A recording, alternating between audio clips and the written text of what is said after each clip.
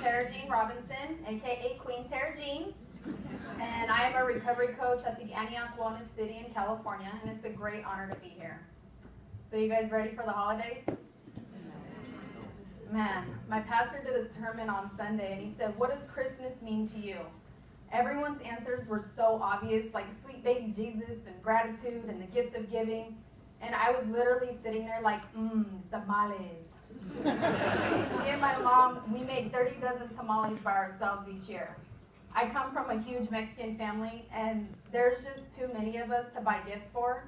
So that's why we make tamales for Christmas. It's so that way we all have something to unwrap. We celebrate Christmas on Christmas Eve, and the whole family gets together, and we all squeeze in one little house, and we gather around the Christmas tree, sounding like Oprah Winfrey. You get a tamale, you get a tamale, we all get tamales! And all of our non-Mexican friends are like, "Oh my God, I could eat tamales like every day." And I'm like, "Not if you have to eat them for breakfast, lunch, and dinner for the next 2 months. It's pretty tragic." All right, let me get down to business. So this is my glimpse of destiny. My life has been better than most, not as good as some. I've been through hell and back quite a few times in my 30-year journey here on this earth.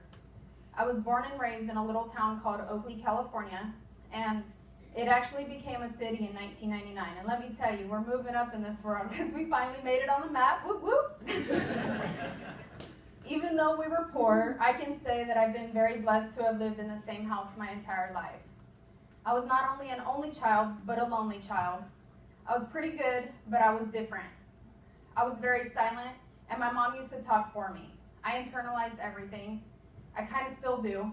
I was like an emotional hoarder. I had the best parents a girl could ask for, but only when they were clean and sober. See, they both struggled with addictions, and I got the repercussions of their choices. I watched my dad beat my mom till I was 14, and I became a self-mutilator, especially when they would fight. I just needed an outlet, and I didn't know how to express my words.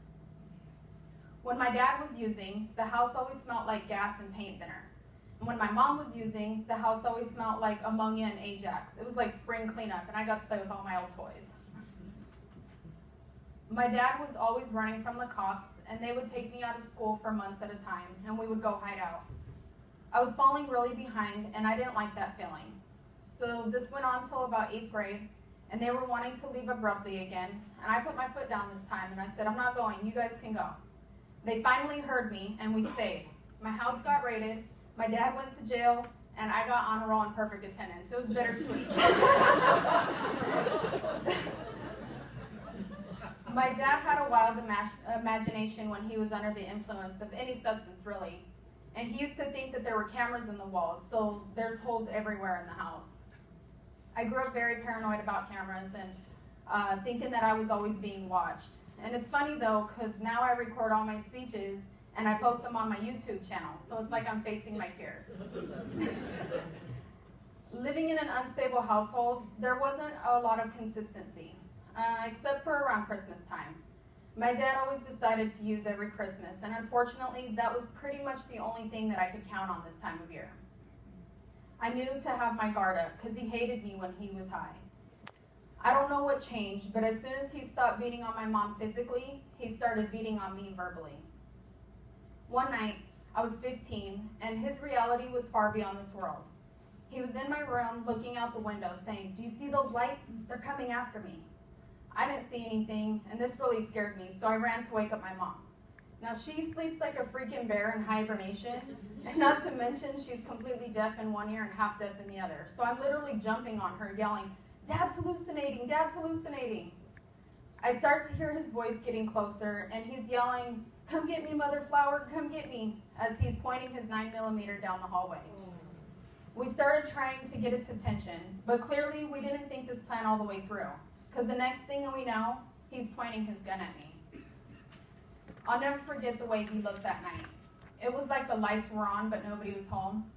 I literally watched my life flash before my eyes, thinking this was it. See, growing up, he used to tell me, "Baby, when I go, I'm taking you and Mom out with me."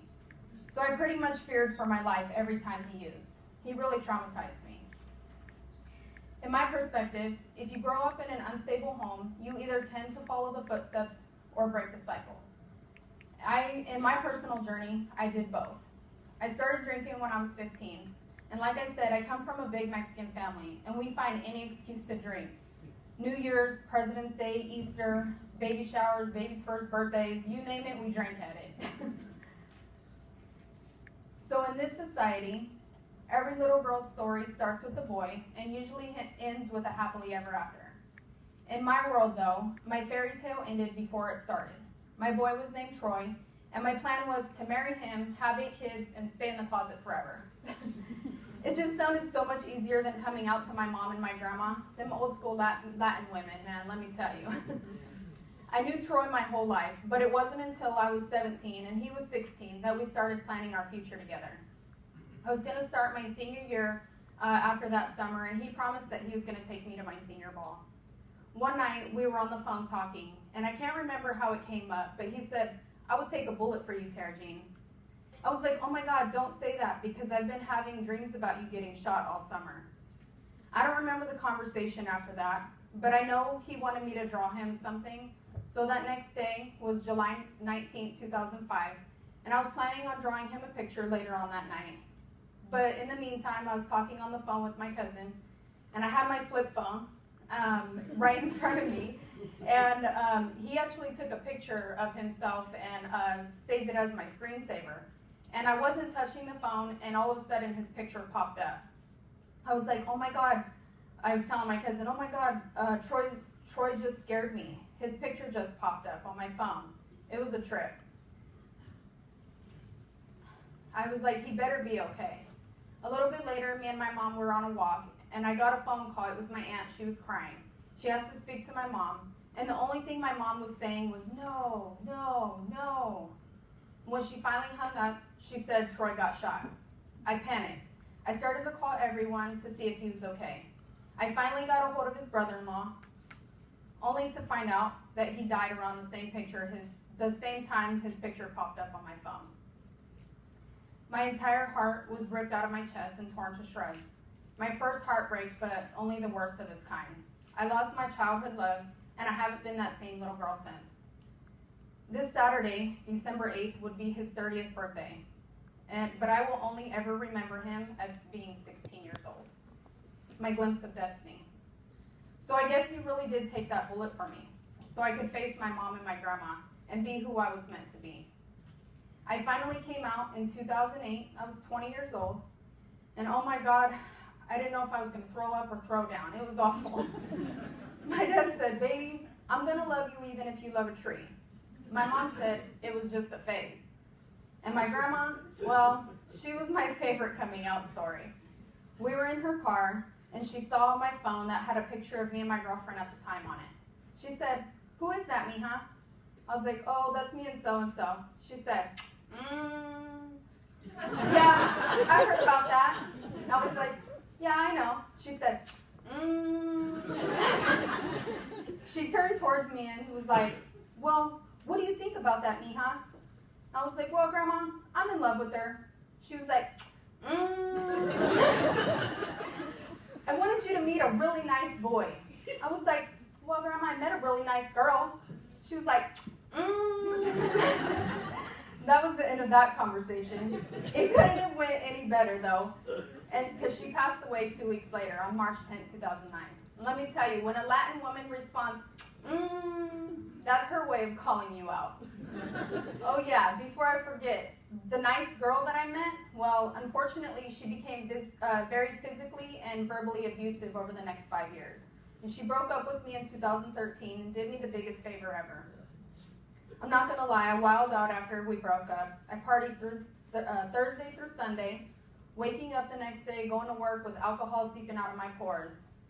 There was so much that happened in such a short period of time, I don't even remember most nights. My motto was always to drink till I blacked out and passed out. In the midst of all this, I didn't know who I was anymore. I didn't like who I became. I was so cold-blooded, and my heart was like an iceberg. My mom was telling me to be straight. My old pastor was saying that Castro Street in San Francisco was the devil's throne, and being gay is an abomination, and blah, blah, blah. At this point, I was so far from my God, I didn't even want to hear him. I didn't know what to do.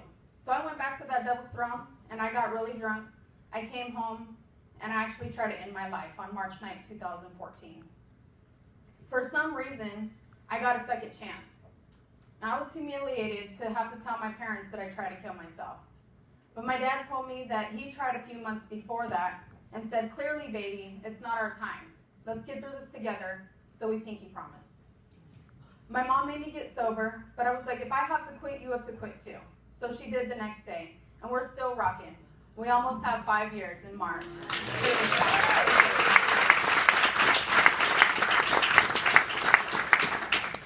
So I was trying to make sense of why I was still here, and one late night, me and my friend were walking on Main Street, and I was in my head like, okay, God, if you still want me here, you need to give me a sign. We started walking towards the bus stop, and I seen this tiny little book, so I picked it up. Lo and behold, it was the basic instructions before leaving Earth, the Bible. I went straight home, and I went and apologized to my mom and dad for everything. I felt so bad. And a few months later, I found a new church that I still faithfully attend today. And at the end of that first sermon, there was a verse on the screen that I will never forget. It was Ezekiel 36:26. It says, "I will give you a new heart and put a new spirit in you. I will remove from you your heart of stone and give you a heart of flesh." That changed my entire perspective. And slowly but surely, my God started chipping away that iceberg from my heart. So now we're in the beginning of March in 2015, a year after my suicide attempt. And my dad was calling me crying at work. And he was telling me sorry for everything that he put me through. And at this point, I had no remorse for him anymore. This wasn't the first time he said sorry, and he already showed me what broken promises feel like. So I was like, "Dad, you're like the boy who cried wolf. I'm so tired of you saying this. I'm so tired of you saying I'm sorry. Just do it. Why can't you just be good? Just get off the drugs so we can live a great life." He said, "I'm not going to slip this time, I promise." I really wanted to believe him. He did start cooking again, and he started watching movies when I got home from work, and it was nice. It really felt like he was trying. But little did I know he had other intentions, because a few weeks later, on March 22nd, 2015, he ended his life. It was like I kicked him when he was down, and I still feel guilty about that conversation. My glimpse of destiny. I now know that we have the power of life and death in our tongues, and maybe, just maybe, if I had spoken words of life over him, he could have seen some light. But I can't change the past. All I can do is change the future. I try to speak words of life over myself and others, but I'm not going to lie. I'm human. I still say the wrong things sometimes, but I'm still a work in progress, and I'm going to faith it till I make it. For he who is in me is greater than he who is in the world. After my dad died, I got involved with AFSP, which is the American Foundation for Suicide Prevention. And it was perfect timing because Oakley was putting on their first annual Out of the Darkness Walk, where the community gets together, they spread hope, raise awareness, and raise funds to bring resources in our area. And suicide became like a domino effect in my life because that following year, I lost my friend Vicky in August 2016, and then Rebecca, September 2016. And I realized that something needed to change. So I became the change that I wanted to see in the world. I started going to anger management and some self-help classes like managing depression and mind, body, spirit. I then got certified in mental health first aid and Safe Talk, which is suicide alertness for everyone. I joined Oakley's Out of the Darkness Planning Committee, and then I started getting asked to be the keynote speaker at some of these events. And like I said before, I grew up silent, so the thought of speaking publicly had me shaking in my boots. My first speech ended up being on April 15, 2017, at my old high school that I graduated from.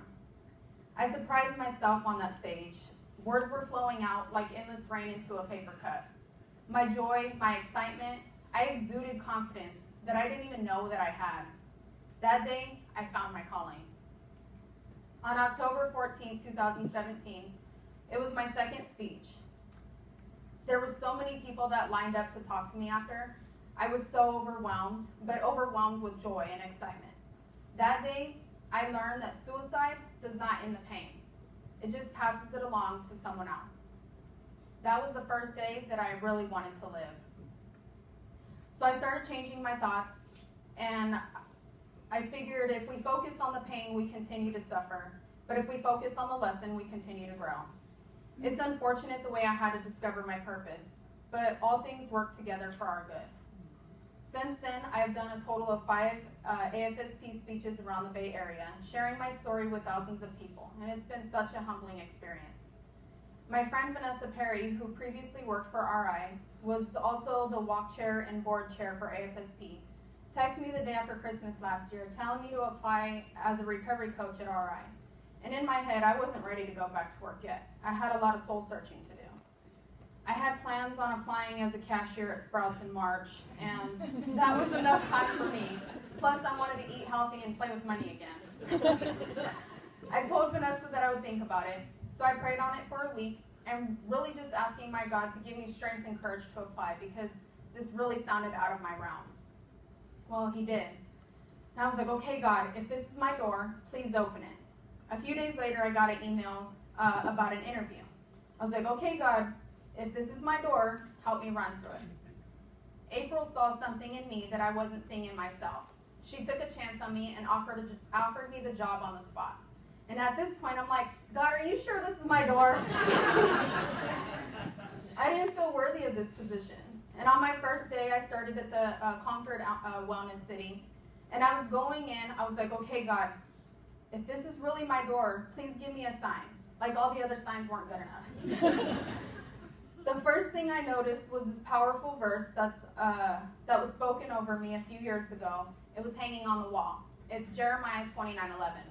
For I know the plans I have for you, declares the Lord. Plans to prosper you and not harm you. Plans to give you a hope and a future. If that wasn't my confirmation, then I don't know what is. That day, I went from feeling worthless to feeling priceless. He literally took that door off the hinges. My glimpse of destiny. I once heard that if you love your job, then you'll never have to work another day in your life. I didn't think that was possible. I'm not going to sugarcoat it though. Some days are very challenging. But when you love your coworkers as much as you love your job, it just makes it all worthwhile. I have the greatest Cocoa County team. They're amazing. And my team lead, Lisa, and my coworker, Jessica, are so amazing. We mesh so well together. We literally are like the 3 Musketeers. It just goes a lot smoother when everyone is on the same page. My citizens, well, I never go a day without laughing or feeling inspired. They definitely keep us on our toes. My favorite part about being a recovery coach is the bond that I get to create with these guys.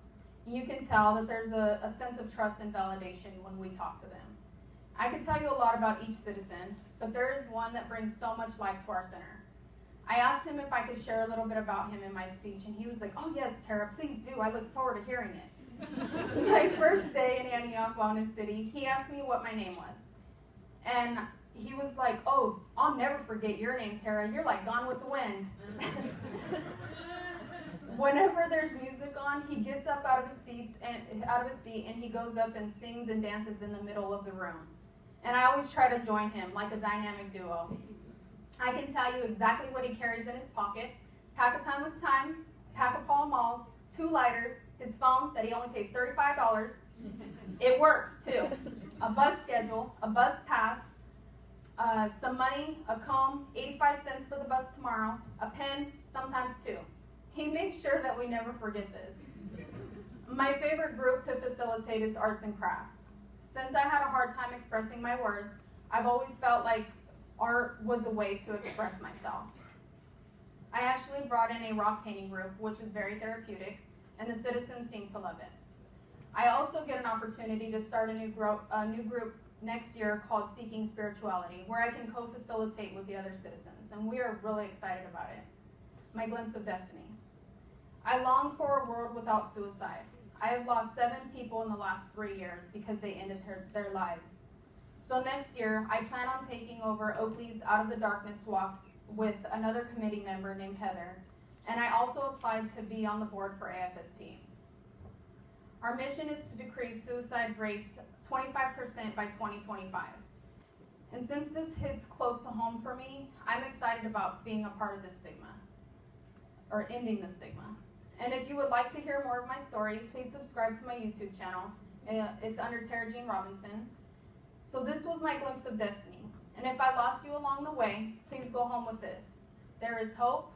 There is healing. There is help. Recovery is possible. Let go. Let God. Keep the faith. Trust the process. Thank you for listening. You rock, you guys. Have a blessed day.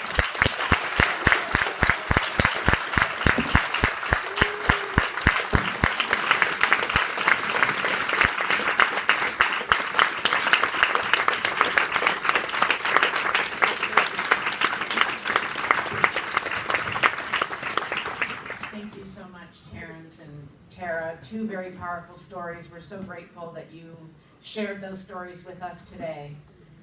Really grateful for both of you.